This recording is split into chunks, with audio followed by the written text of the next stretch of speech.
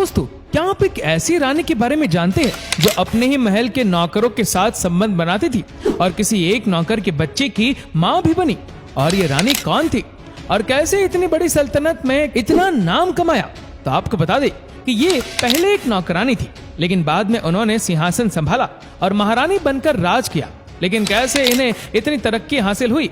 इनका नाम क्या है? अगर आप नहीं जानते तो चलिए हम आपको बताते हैं सारे सवालों का जवाब। दोस्तों, इस महारानी का नाम है कासिम सुल्तान। इन्होंने ही उस्मानियत सल्तनत की बागडोर भी संभाली और उस पर राज भी किया। इन्हें वालिदा सुल्तान के नाम से भी जाना जाता है। ये उस्मानियत सल्तनत की एक ऐसी पहली महारानी थी जिसने शासन चलाया। इनका पूरा नाम था महाबैगर कासिम सुल्तान।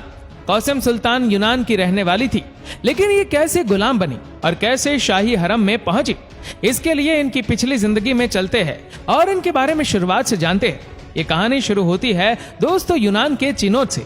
यहाँ पर 1589 में एक लड़की ने जन्म लिया जिसका नाम था अनास्तासिया। ये एक गरीब परिवार में पैदा हुई थी। इस तरह से यूनान में पैदा हुई और एक यूनानी के रूप में धरती पर जन्म लिया। यूनानी भाषा में अनास्तासिया का मतलब होता है दोस्तों जिन्होंने दोबारा जन्म लिया हो। कुछ लोगों का ऐसा कहना था कि ये एक ईसाई परिवार के रहने वाली थी, तो कुछ लोगों का कहना था कि ये अनाथ थी। लेकिन इतिहास के पन्नों में इसकी बीती जिंदगी के बारे में ज्यादा जानकारी नहीं दी गई। ये अपनी जिंदगी एक आम इंसान की तरह बिताती थी और यूनान में ही रहती थी। लेकिन कौन जानता था कि आम से दिखने वाली लड़की एक दिन उस्मानियत सल्तनत पर अपना हुक्म चलाएंगी। ये बचपन से ही दिखने में बहुत ज्यादा खूबसूरत थी। जो भी इनकी खूबसूरती देखता बस इनको ही देखता रह जाता। यूनान में लड़कियों को बेचने का बाजार लगता था और यहाँ पर भरपूर मात्रा में लड़कियां बेची जाती थी और लोग इनके दाम लगाकर इनको खरीद कर ले जाते थे। कोई इन लड़कियों को अपनी नौकरानी बनाता था तो कोई इन्हें किसी गलत चीजों के लिए ले जाता। ऐसे ही एक दिन यूनान के बाजार में लड़कियों की बोली लगाई जा रही थी और लड़कियों में शामिल थी 15 साल की लड़की जिसका नाम था अनास्तासिया। ये देखने में तो दोस्तों बहुत ही खूबसूरत थी। इनकी खूबसूरती को देखकर इन्हें बाजार में ले जाया गया और सोचा कि इनकी खूबसूरती को देखकर हर कोई इनकी अच्छी कीमत दे देगा। तभी बोस्निया के गवर्नर इस बाजार की तरफ से जा रहे थे। ये उस्मानियत सल्तनत के जाने माने गवर्नर थे। जब ये गवर्नर अंदर गए तो इनकी नजर एक खूबसूरत कम उम्र की लड़की अनास्तासिया पर पड़ी। जैसे ही उन्होंने अनास्तासिया को देखा इनकी नजर किसी और लड़की पर गई ही नहीं, ये बस अनास्तासिया को देखते ही रहे। तभी उन्होंने सोचा कि अगर इस लड़की को मैं खरीद लूं तो ये हमारे महल के रौनक में 4 चांद लगा देंगे। इसलिए गवर्नर ने अनास्तासिया को खरीद लिया और इसे तोहफे के तौर पर इस्तांबुल भेज दिया। वहां पर ये एक नौकरानी की हैसियत से गई थी। जब अनास्तासिया इस्तांबुल पहुंची तो इन्हें सबसे पहले इस्लाम कबूल करवाया गया और ये मुसलमान बन गई। जब ये मुसलमान बन गई तो इनका नाम बदलकर मुहे बेकर रखा गया, जिसका मतलब था चांद सी चेहरे वाली। इनकी बेमिसाल खूबसूरती को देखकर इन्हें इसी नाम से बुलाया गया और यहीं से शुरुआत हुई इनकी असल जिंदगी की। इस समय उस्मानिया सल्तनत पर सुल्तान अहमद अव्वल गद्दी पर संभाले हुए थे और इन्हीं के राज में अनास्तासिया बंदी बनकर महल में आई। देखते ही देखते अनास्तासिया सुल्तान अहमद अव्वल की सबसे खास नौकरानी बन गई।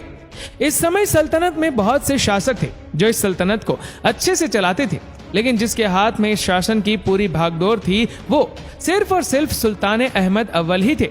इस दौर में दोस्तों औरतों का भी बहुत बड़ा रोल होता था। इस महल के जितने भी काम होते थे वो उन्हें वालिदा सुल्तान देखा करती थी।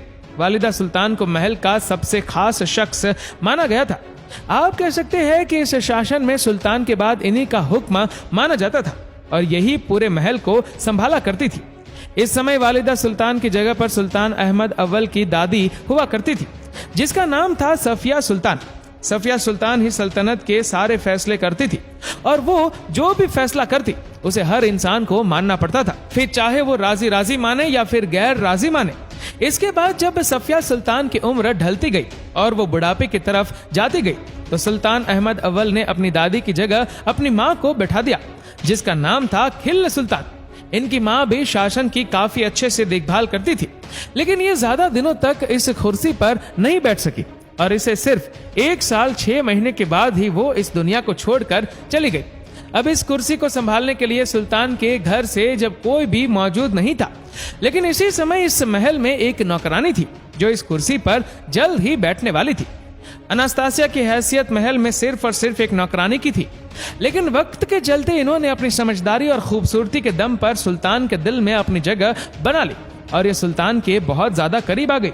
सुल्तान इन्हें बहुत ज्यादा पसंद करते थे, इसलिए इन पर ज्यादा ध्यान देते हुए दिखाई देते थे, जिसको देखकर महल की और नौकरानियां इनसे जलती थी और इन्हें तरह तरह की बातें सुनाया करती थी।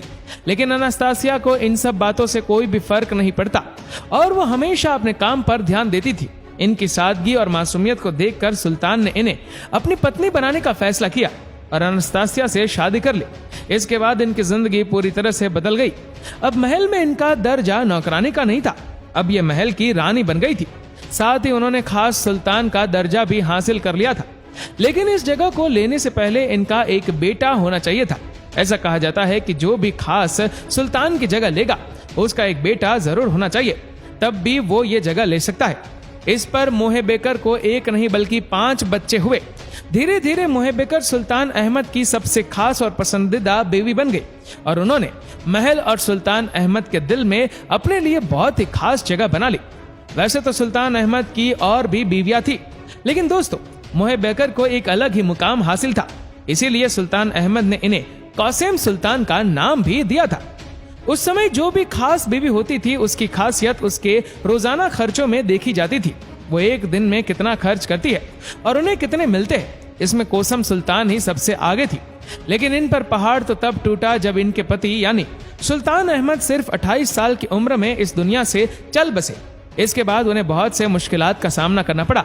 सुल्तान अहमद के बाद इनके छोटे भाई मुस्तफा राज गद्दी पर बैठे और उन्होंने शासन करना शुरू कर दिया, लेकिन ये ज्यादा समय तक इस गद्दी पर टिक नहीं पाए और जल्द ही इन्होंने अपने सर के ताज को गवा दिया।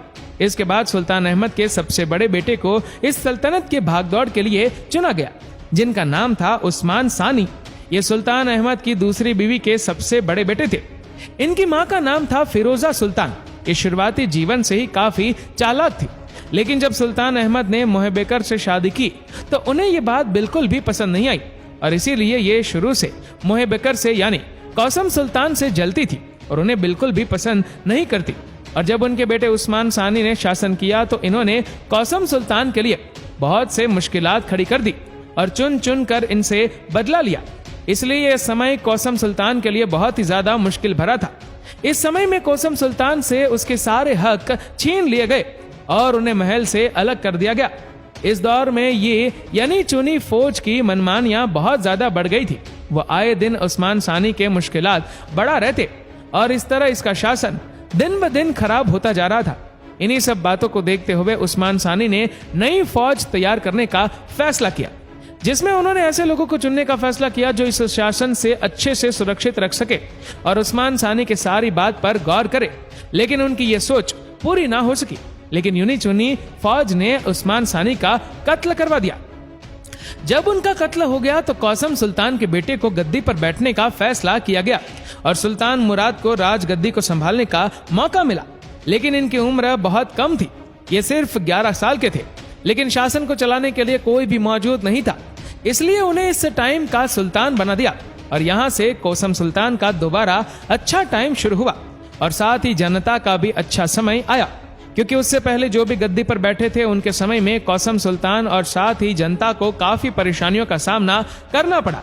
लेकिन सुल्तान मुराद के आने से जनता पर खास ध्यान दिया गया, खजाने में बढ़ोतरी होने लगी और दिन ब दिन शासन में सुधार होता गया और फिर से उस्मानी सल्तनत में मजबूत शासन के रूप में सामने आई। सुल्तान मुराद काफी छोटे थे, इसलिए उन्हें कुछ भी नहीं पता था कि कैसे जनता का ध्यान रखना है और कैसे इस शासन को चलाना है। इसलिए सल्तनत की पूरी जिम्मेदारी कासिम सुल्तान के कंधों पर आ गई और उन्होंने बड़ी ही अक्लमंदी और समझदारी से इसे संभाला। इसके बाद दुर्राम और इब्राहिम के बेटे मोहम्मद के उनकी जगह पर बैठा दिया गया और दुर्राम महल के वालिदा सुल्तान बन गए। लेकिन इन्होंने अपनी ताकत का गलत फायदा उठाया। इससे पहले कासिम सुल्तान उसके खिलाफ कुछ कदम उठाती तो दुर्राम ने उन्हें मरवा दिया। लेकिन इस जाबाज औरत की दिलेरी और अक्लमंदी की आज भी दुनिया तारीफ करती है और उन्हें दिल से प्यार और इज्जत देती है। तो दोस्तों, आज की वीडियो आपको कैसी लगी हमें नीचे कमेंट करके जरूर बताएगा और वीडियो अच्छा लगा हो तो लाइक और शेयर करना न भूले। ऐसी ही और भी फैक्ट वीडियो को देखने के लिए फॉलो करें हमारे पेज को और सब्सक्राइब करें हमारे यूट्यूब चैनल को, जिसके लिंक हमने नीचे कमेंट सेक्शन में दे रखी है। धन्यवाद।